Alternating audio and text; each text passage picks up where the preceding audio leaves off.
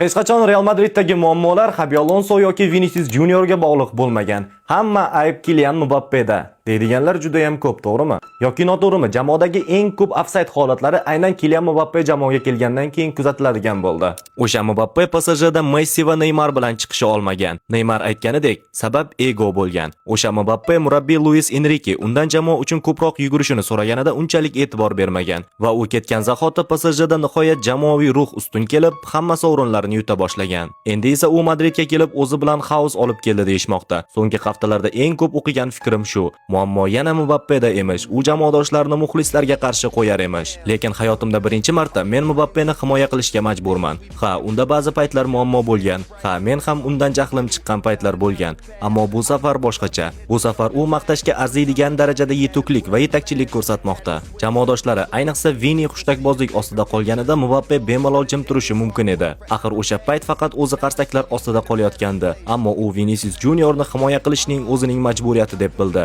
Vini jamoa uchun juda muhimligini aytdi. Muxlislar xushtak chalishi mumkinligini, ammo unda o'ziga ham xushtak chalishlari kerakligini, chunki ayb hammada borligini ta'kidladi. Fantastik munosabat. Shu bilan birga u individual jihatdan ham hanuz porlamoqda. Bu mavsum sayyoradagi eng yaxshi futbolchi darajasida o'ynamoqda. Deyarli har o'yinda 2 tadan gol. Hammasi shuni ko'rsatmoqdaki, u Cristiano rekordini yangilashi mumkin. Ispaniya La Ligasida ham yakka to'p urar. Xulosa qilib aytganda, individual porlashlar saqlanib qolgan, lekin jamoaviy qarash ham o'zgargan. Ilgari yetishmagan yetuklik endi kelgandek. Himoyaga qaytib yugurgan birgina epizodi ham ko'p narsani anglatadi. Mbappe albatta mana shuni tushunib yetdi. Eng zo'r yetakchi jamoa uchun yuguradigan futbolchi. Haqiqiy qahramon esa jamoa uchun kuyib pishadigan inson.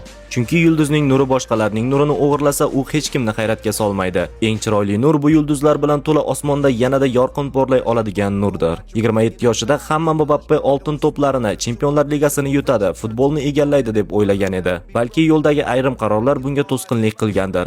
Ammo o'zgarish uchun hech qachon kech emas. Kylian Mbappe o'zgardi va endi u bizning xayollarimizdagi rejani amalga oshirsa bo'ldi. Ya'ni dunyoning eng yaxshi futbolchisi maqomi.